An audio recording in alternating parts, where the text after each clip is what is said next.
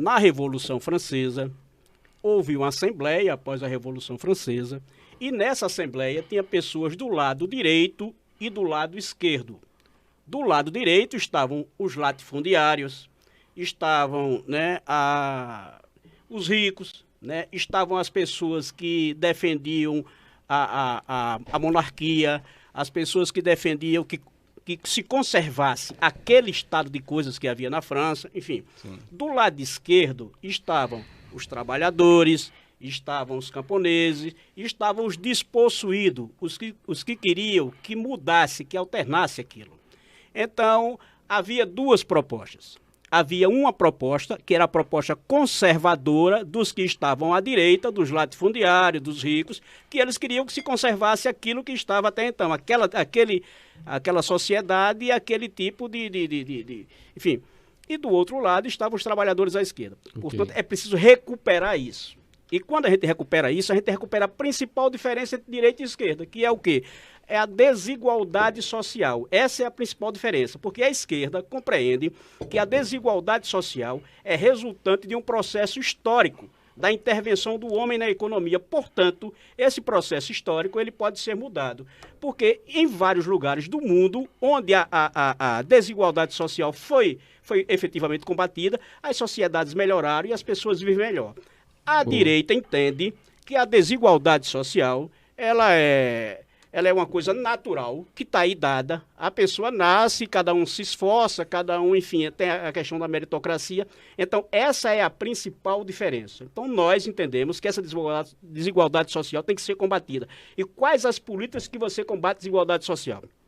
Aí, para conceituar aqui a diferença entre esquerda e direita. Aqui, vou aqui. Por exemplo, na questão da terra. O Brasil foi constituído sobre um latifúndio. Né? Quando o português chega aqui no Brasil, em 1500, em 1530, ele vai montar um sistema que primeiro é um sistema de capitanias gerais, depois um sistema de sesmarias, que eram grandes extensões de terras que eram doadas pelo rei de Portugal, né, para as famílias que ele mandava vir para cá, para, enfim, ficar por dona daquela terra e para explorar a mão de obra escrava, vinda da África. Né? E essa terra que ficou na mão desse latifúndio, né, durou até 1850, sendo terra da coroa, né, que a coroa cedia para esses beneficiários da coroa. Em 1850 é feita a Lei 601, que essa Lei 601 vai dizer que para ter terra no Brasil você tem que ir lá no cartório registrar a terra, que o cartório também poderia ser da igreja. E quem fez essa lei foi o rico, ele mesmo foi lá, registrou toda a terra no nome dele, deixou o pobre despossuído. Em 1888 vem a República, vem no 13 de maio, né, o fim da escravidão, em 1889 vem a República, mas não existe uma política de reforma agrária, e o homem que deixou de ser escravo, o negro que deixou de ser escravo, o pobre que vivia, ele não teve acesso à terra. A terra até hoje é um latifúndio e foi roubada. Existe um processo chamado grilagem. Sabe o que significa grilagem? É porque você, para ser dono da terra, você tinha que ter um documento. E o que o cara fazia? Pegava o documento, metia dentro de uma gaveta, enchia de grilo, porque o grilo comia as bordas do documento e mijava o documento todo e ele ficava com aquela cor amarelada. Por isso que recebe o nome de grilagem. Até hoje, e hoje no Brasil, inclusive, tem um processo, a lei da grilagem, né, proposta por esse governo. A Amazônia hoje vive um maior processo de grilagem da história. Né? A gente teve 1/3 de um bioma queimado, que foi o Pantanal. Queimaram 1/3 de um bioma para poder fazer grilagem de terra. Então, assim, só agora, daí, depois a gente... É isso aí, eu gostaria agora de saber... Mas é bom entender isso. E é bom entender também, que foi falado aqui, que os principais corruptos foram PP e PL. PL é o partido de Bolsonaro e PP é o partido de Arthur Lira, o principal apoiador de Bolsonaro. Pronto, agora eu gostaria de primeiro saber se o Rocha, né, que ainda não teve a voz ainda, só a parte, se ele concorda com isso que o pessoal falou e fica à vontade para falar também. Negativo, 22 é sempre. Olha, veja bem, pessoal, eu não sou nenhum crítico político, nem um geopolítico, nem nada. Estudei um pouco na prática, na teoria muito pouco, entendeu? Respeite aqui os nossos colegas aqui e os ouvintes também que estão ouvindo aí nas perguntas. Meu amigo caro Messias, veja bem, veja o que é que o amigo vai falar. Somos Deus sempre, né? Eu procuro sempre falar que a gente tem que ser conservador, certo, nosso amigo Edson? Com certeza. Então, assim... Pelos valores, né? Justamente, os valores éticos, políticos, Família. A família, né? A vida, a liberdade. Bolsonaro defende isso. O Lula, o Lula já tem o tempo dele, já, né? Passou-se o tempo dele, agora a gente está vivenciando uma nova história. É um novo século, a Bíblia está dizendo isso. Feliz do homem, feliz da nação, cujo Deus é o Senhor. Então é 22, meu amigo, sempre, viu? Mas vamos lá, pessoal. Os doutores aqui, o nosso amigo, a Constituição Federal, 1988, se eu não me engano. Né? A minha área de formação é totalmente, viu, doutor? A minha área, deixo bem claro, né? Geopolítica. Eu sou formado em segurança pública, a minha área é segurança. 17 anos atuando na área, pouco menos de 18 anos, se eu não me engano, atuando na área da segurança. Então a gente defende uma tese. Veja bem, o que os colegas falaram do trabalho, né, da saúde, da educação, da segurança pública é importante, né? É importante a gente, imagine só, a gente criar os nossos filhos indo para a escola, indo para o trabalho futuramente, né? Que a gente já foi criança, a gente já foi adolescente, a gente já brincou. Quem nunca brincou de boto, né? Quem nunca correu, quem nunca arrancou a cabeça do dedo jogando bola, né? Na rua, infância, a gente vivencia isso atrás. Há modos atrás, há tempos passados, 10, 15, 20 anos atrás, né?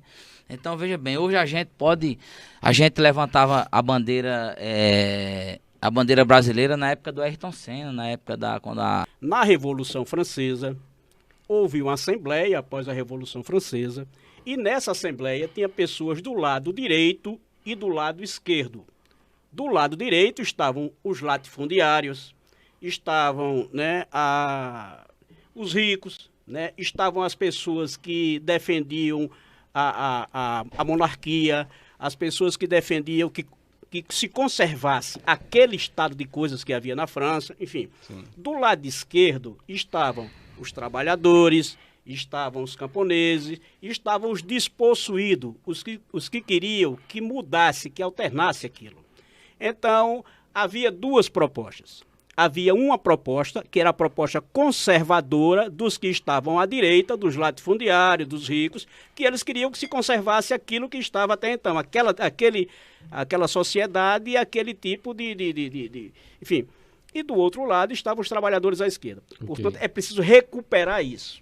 E quando a gente recupera isso, a gente recupera a principal diferença entre direita e esquerda, que é o quê? É a desigualdade social. Essa é a principal diferença, porque a esquerda compreende que a desigualdade social é resultante de um processo histórico da intervenção do homem na economia. Portanto, esse processo histórico ele pode ser mudado, porque em vários lugares do mundo, onde a desigualdade social foi efetivamente combatida, as sociedades melhoraram e as pessoas vivem melhor. A direita entende que a desigualdade social ela é uma coisa natural, que está aí dada. A pessoa nasce, cada um se esforça, cada um, enfim, tem a questão da meritocracia. Então, essa é a principal diferença. Então, nós entendemos que essa desigualdade social tem que ser combatida. E quais as políticas que você combate a desigualdade social?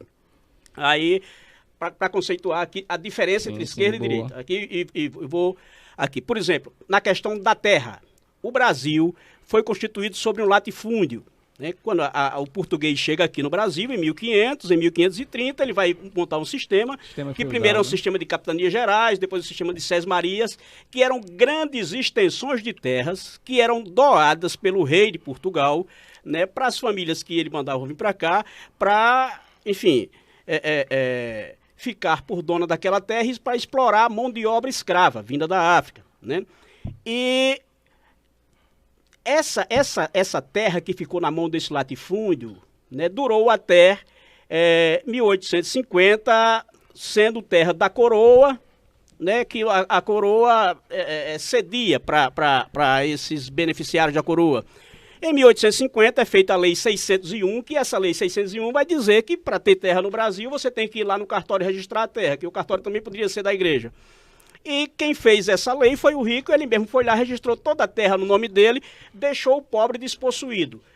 Em 1888 vem a República, vem no 13 de maio, né, o fim da escravidão, em 1889 vem a República, mas não existe uma política de reforma agrária, e o homem que deixou de ser escravo, o negro que deixou de ser escravo, o pobre que vivia, ele não teve acesso à terra. A terra até hoje é um latifúndio e foi roubada.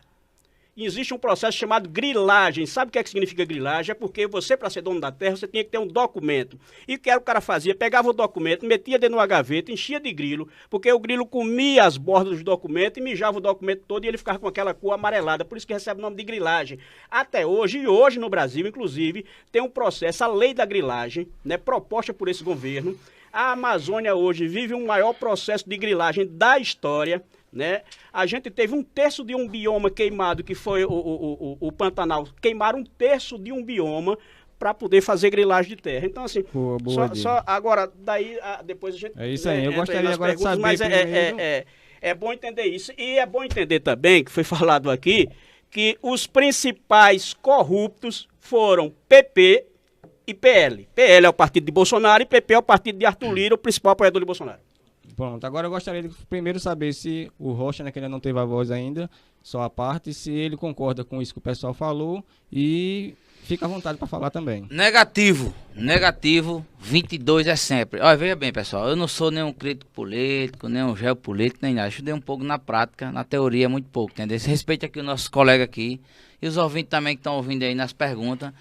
Meu amigo caro Messias, veja bem, veja o que é que o amigo vai falar. Somos Deus sempre, né? Eu procuro sempre falar que a gente tem que ser conservador, certo, nosso amigo Edson? Com certeza. Então, assim... Pelos valores, né? Justamente, os valores éticos, políticos, família. A família, né? A vida, a liberdade. O Bolsonaro defende isso. O Lula, o Lula já tem o tempo dele, já, né? Passou-se o tempo dele, agora a gente está vencendo uma nova história. É um novo século, a Bíblia está dizendo isso. Feliz do homem, feliz da nação, cujo Deus é o Senhor. Então é 22, meu amigo, sempre, viu? Mas vamos lá, pessoal. Os doutores aqui, o nosso amigo, a Constituição Federal, 1988, se eu não me engano. Né? A minha área de formação é totalmente, viu, doutor? A minha área, deixo bem claro, né? Geopolítica. Eu sou formado em segurança pública, a minha área é segurança. 17 anos atuando na área, pouco menos de 18 anos, se eu não me engano, atuando na área da segurança. Então a gente defende uma tese. Veja bem, o que os colegas falaram do trabalho, né? Da saúde, da educação, da segurança pública é importante, né? É importante a gente, imagine só, a gente criar os nossos filhos indo para a escola, indo para o trabalho futuramente, né? Que a gente já foi criança, a gente já foi adolescente, a gente já brincou. Quem nunca brincou de boto, né? Quem nunca correu, quem nunca arrancou a cabeça do dedo jogando bola, né? Na rua, infância, a gente vivencia isso atrás. Há modos atrás, há tempos passados, 10, 15, 20 anos atrás, né? Então, veja bem, hoje a gente levantava a bandeira brasileira na época do Ayrton Senna, na época quando a